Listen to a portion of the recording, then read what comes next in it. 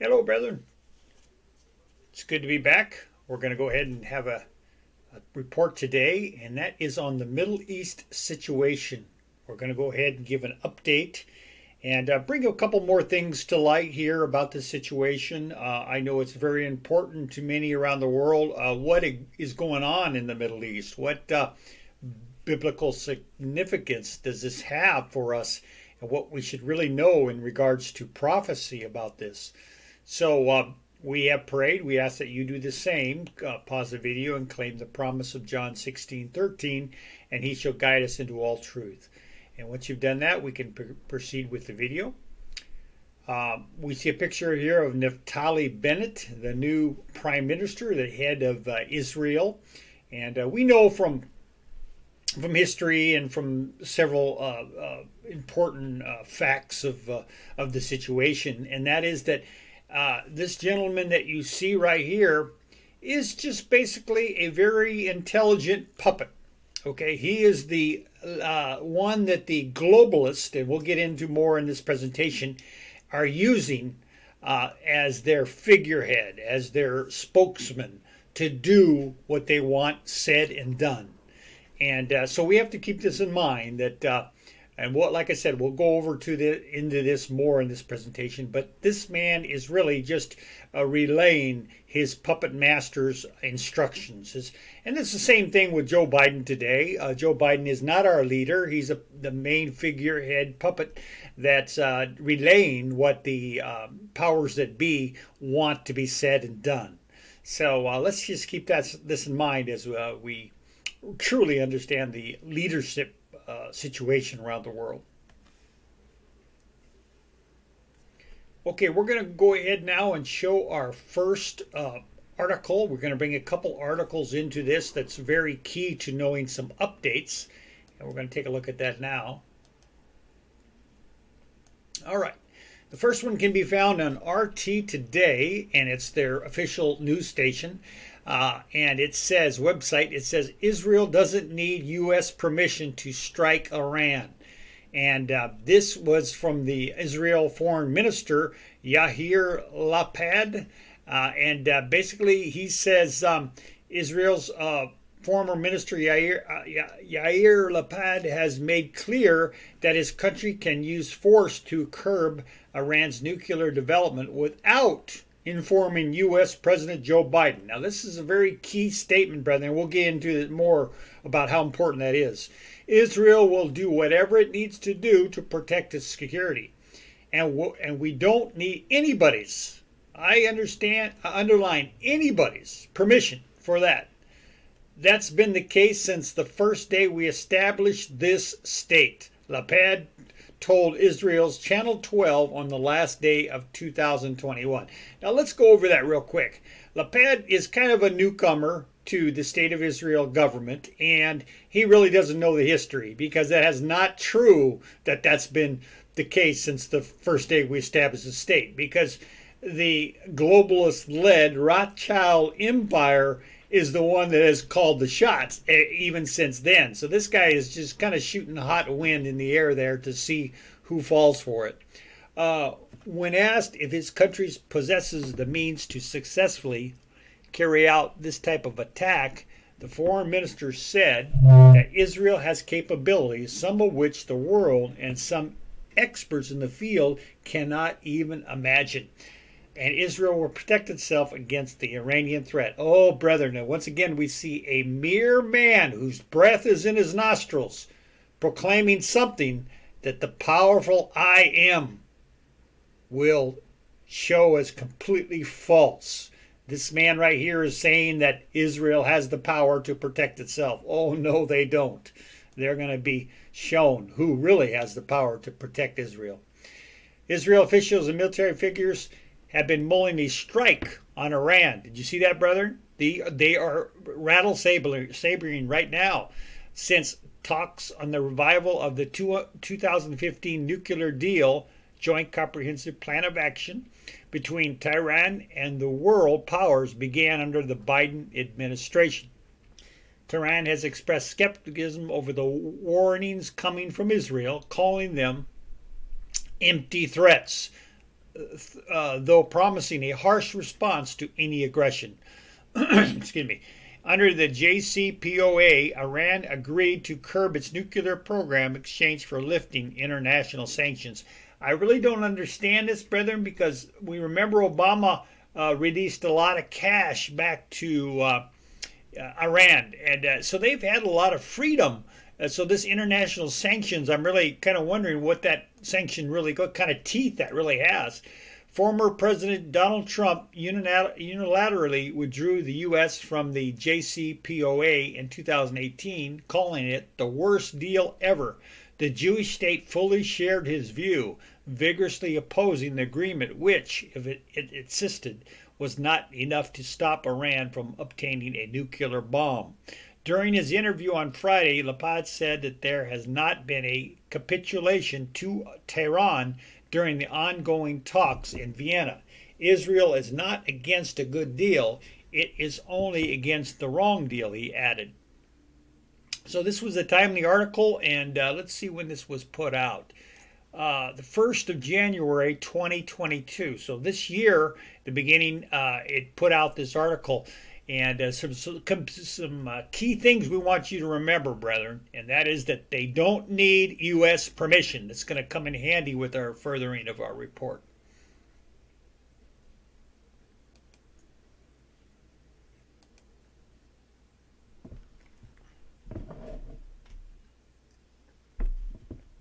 All right, now as we go into this report, let's go back to something that we've talked on before in our King of the North video series, and that is the identification key to the King of the North. And we can find that in track 12, page 86 and 87.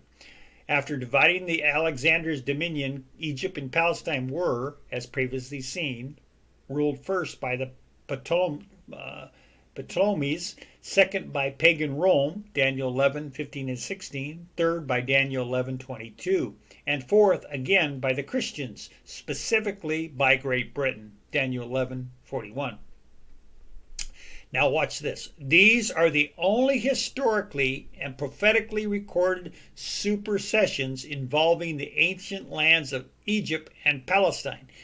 The surrendering of these countries by one prophetic king to the other unmistakably identifies who?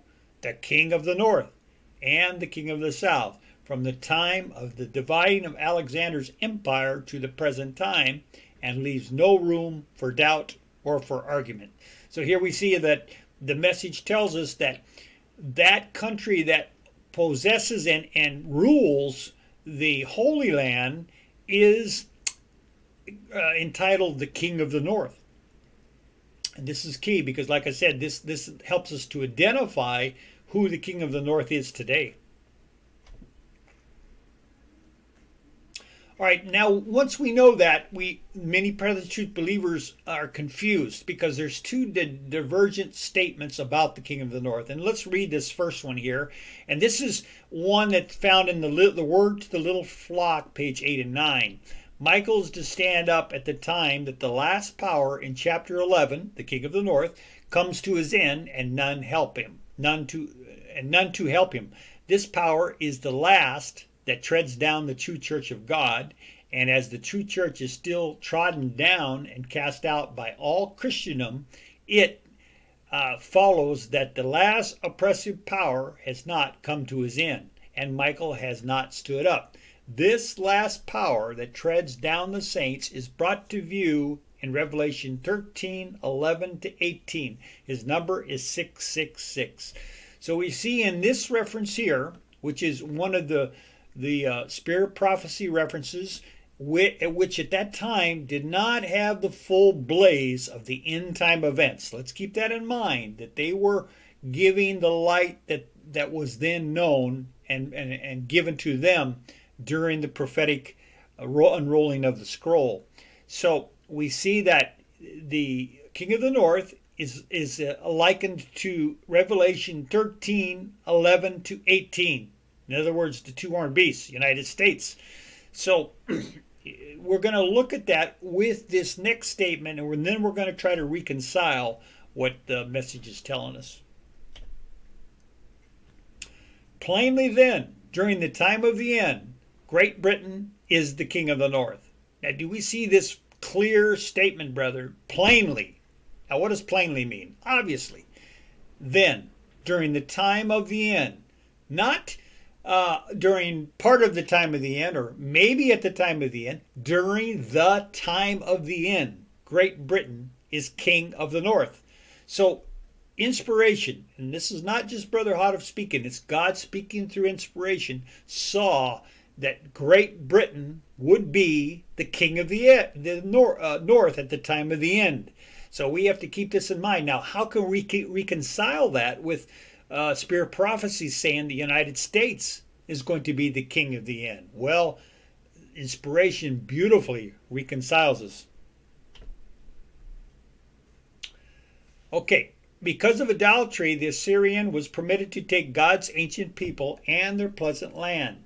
And certain it is that the Assyrian will control the land just so long as God's people continue in idolatry. But just as soon as all idols are cast aside, yes, as soon as the great revival and reformation takes place in the hearts of the people, then the Assyrian, now listen to this, the power that now rules them shall certainly fall, and God's people shall just as certainly return. The Assyrian shall thus fall, not at the sword of a mighty man, and not of a mean man, but through the voice of the Lord shall the Assyrian be beaten down, which smote with a rod. Isaiah 30:31, and that can be found in One Timely Greetings, number 33, page 4 to 5. All right, so here we see, brethren, that the Assyrian is also likened to be the power that now rules the Holy Land. So who is this Assyrian? Who is Assyria? We have to know that to figure out this answer to our puzzle. All right, who is the antitypical Assyria today? Well, the message tells us. Assyria, on discussion, exists in the time of the end, the time in which the great and dreadful day of the Lord takes place.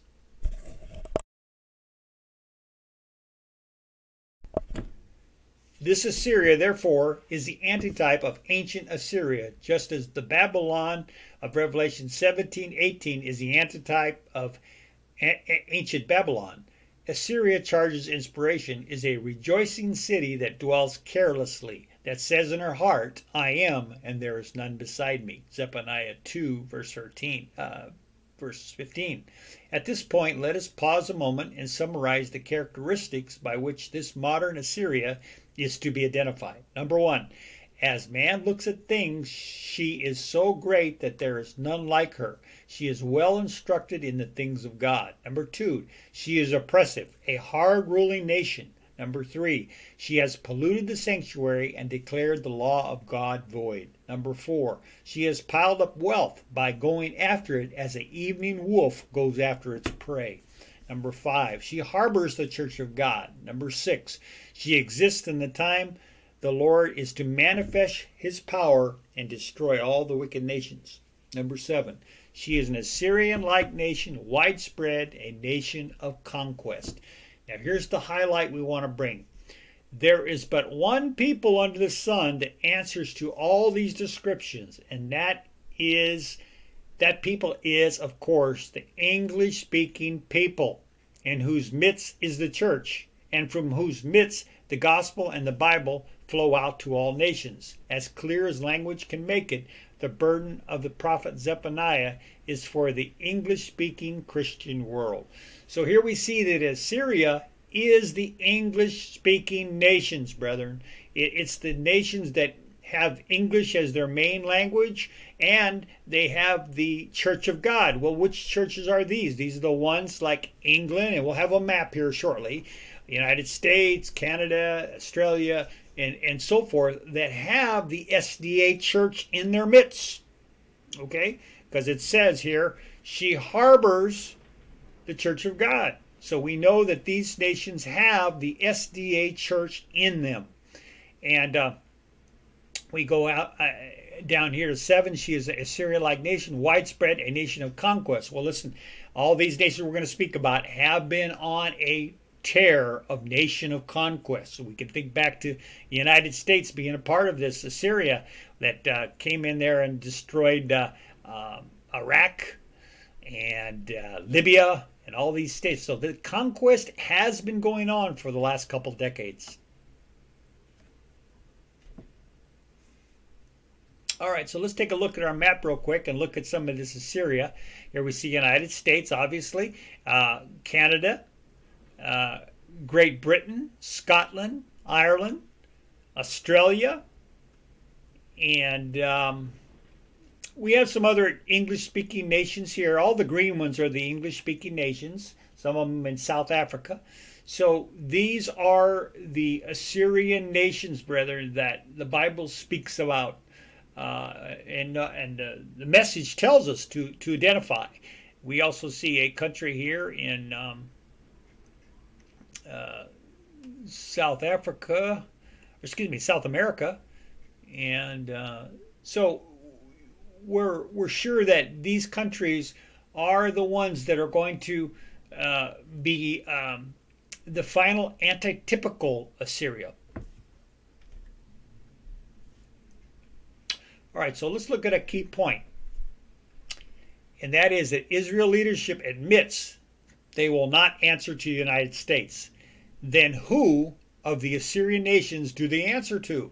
It must be one of them. As inspiration says, Assyria is the power that now rules them. So we're in a quandary here, brethren. But the answer is clear. The Rothschild-led Zionist movement, also known as the Great Britain leaders. Okay, that's our answer, brethren. If it's not the United States that they answer to, they've got to answer to someone.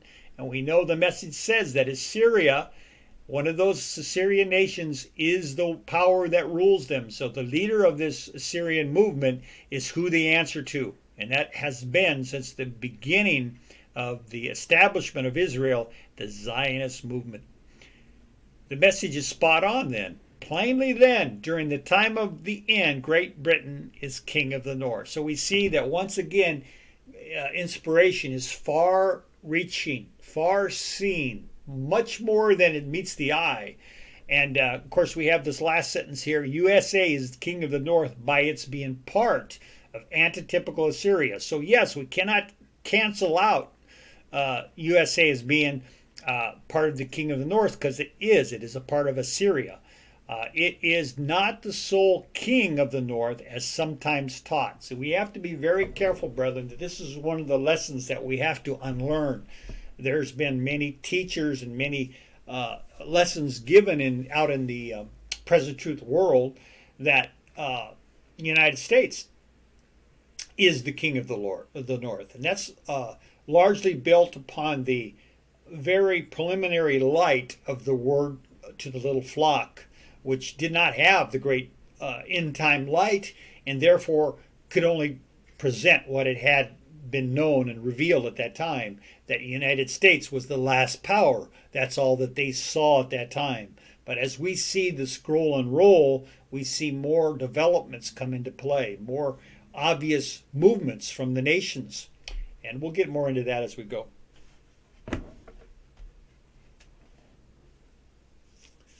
Okay, so why is Great Britain-led Zionist leadership worried right now? Because Iran is close to finalizing its nuclear program. Brethren, this is very key. The message tells us that they will be worried about news from the north and the east. And this is what is really worrying the Zionist-led Israel leadership, is that Iran is very close to developing that final nuclear warhead. All right, we're going to go into our second article now.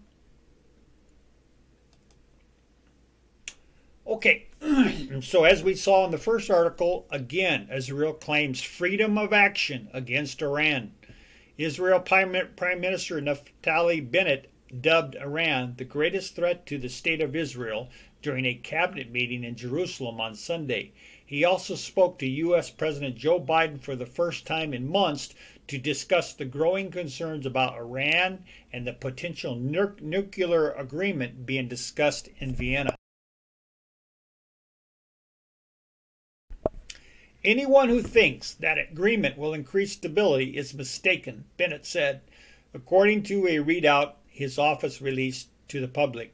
Bennett discussed Iran's growing aggression and steps for blocking Iran's nuclear program in his call with Biden, accusing Iran of ramping up regional attacks amid negotiations. This is how you conduct negotiations Tehran style, Bennett said. The Israeli leader went on to promise that Israel will maintain freedom of action. See, we show it again, brethren, that Israel themselves have declared the United States doesn't control them. So we got to remember that if you come across the teaching that United States is the king of the North, that's got to be incorrect. It's part of Assyria, therefore it has a connection as the king of the North, but it is not the leader of the king of the North action right now. Somebody else is. Okay, and how it deals with Iran, whether there's a nuclear agreement in place or not. We are currently closing gaps and building up Israel's military strength for years and even decades to come. Israel will maintain freedom of action in any case, with or without agreement. Again, this leader here is leaving out the great I am, because the I am says that he will control the action of the state. And there we see a mere man whose breath in his nostrils saying Israel will control it, as if they have that power. It's just folly, brother, folly. President Biden conveyed his unwavering support for Israel's security and freedom of action, emphasizing his administration's full support replenishing Israel's Iron Dome system, according to a record of the call released by the White House. Tensions between Israel and Iran have increased as attempts to salvage the 2015 nuclear agreement with the latter have entered their final stages, with U.S. officials heading to Vienna once again to work on the potential agreement this week. Israel's media have reported military drills by the country's forces in recent weeks, practicing for strikes on Iran's nuclear sites. See, this is what's very worrisome, brethren, and should be of a concern to us, is that Israel may be the provocateur of this final gigantic war. We'll get more into that as we go, but this could very well happen, because here we see, what is Israel doing? It's practicing for an Iran attack. So they may be the leader of this final war in the first attack.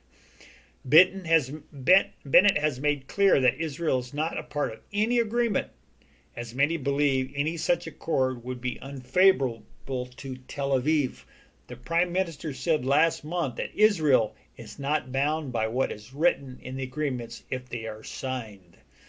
So once again, we see very important information coming from the land of Israel.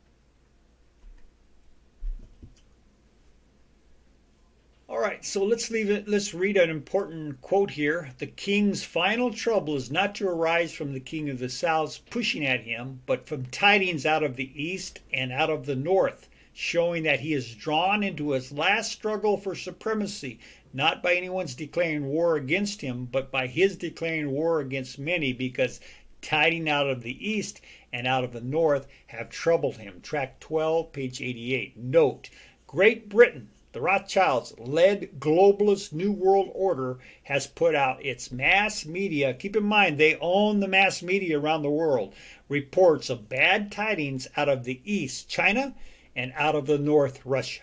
They are labeled as oppressors against the good guys, the globalists. The king of the north is now in a troubled state and is figuratively declaring war by sanctions and media attacks against opposing nations. Brethren, we can see prophecy being fulfilled before our eyes.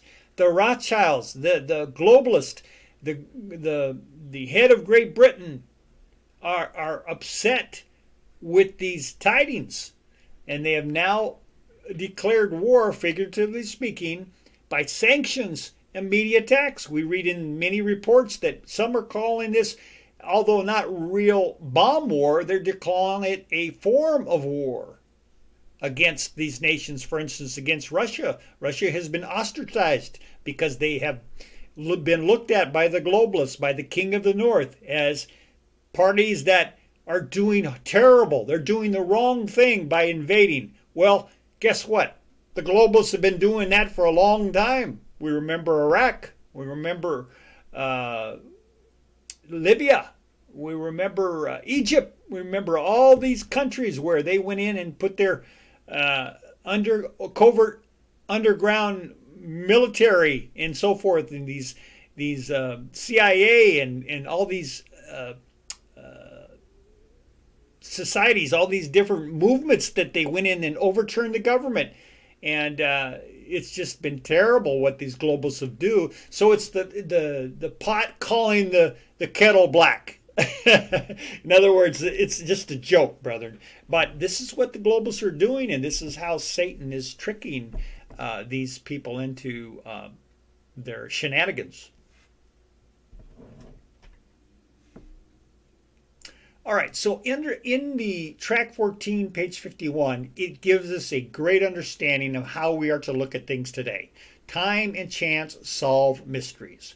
So unlike the prophet's time when he was alive and saw the events happening according to track 14 with Hitler and all the different things, the East and West blocks, so much has happened around the world that we can now see more of the picture. We can see more things developing, and this is so beautiful because this is now time and chance helping to solve some of the mysteries. Some of the clarifications are being made because we can see the formation of different things happening in the world, different governments taking sides, and the invasion of Russia causing the globalists to send out warnings of tidings of the east and the north, and all these beautiful things, brother, are happening before our eyes. So it's a beautiful time to be alive and a beautiful time to really get down to serious study and watching the events unfold. All right, so remember now, the whole purpose of all of this trouble is because the Lord will bring all nations against Jerusalem to battle. For I will gather all nations against Jerusalem to battle, and the city shall be taken, and the houses rifled, and the women ravished. Half of the city shall go forth into captivity, and the residue of the people shall not be cut off from the city. Then shall the Lord go forth and fight against those nations as when he fought in the day of battle. Zechariah 14, 2-3. So we're on the cusp, brethren, of this great, gigantic war. And the reason, as you can see in some of our other videos, particularly the ones about the kingdom, is that the Lord wants his land back. In Ezekiel, Isaiah, Zechariah, Micah, all these things, Isaiah, all these things, all these prophecies, he has gave his word that he will have his people come back to the land. And we're not talking about unbelieving Jews, brethren. The Sunday-keeping pastors have misconstrued the scriptures. They have misinterpreted to apply many of the end-time kingdom references to the unbelieving people there today. It's as if they think the Lord has a magic wand and he's just going to wave it over these unbelieving people and change their mind, change their ideas. Brethren, that's not how the Lord works. He doesn't have a magic wand and says, you shall do what I want you to do, and then starts waving it over them. No, he gives it up to our will. The people have the will. And I often tell people this beautiful thing that I understand from the Lord's supping with the Lord, is that what do we really own, brethren? We own one thing. The Lord has nothing to do with this. He has given it to us and us alone, and we alone own it. And that is our will. Okay? We have our will. That the Lord will never infringe upon. And so these people that are unbelieving unbelieving people in the land that's running the government are to be cleared out for his believers. Specifically, the 144,000 are the first to go back there and establish the Loud Cry Kingdom headquarters. So we're on the verge of beautiful things, brethren. Put on your seatbelts, because the things are going to be happening as the inspiration says. The final movements will be rapid ones. So thank you again for this presentation and allowing us to give it to you. And may you continue to study to show yourselves approved unto God, a workman that needeth not be ashamed, rightly dividing the word of God.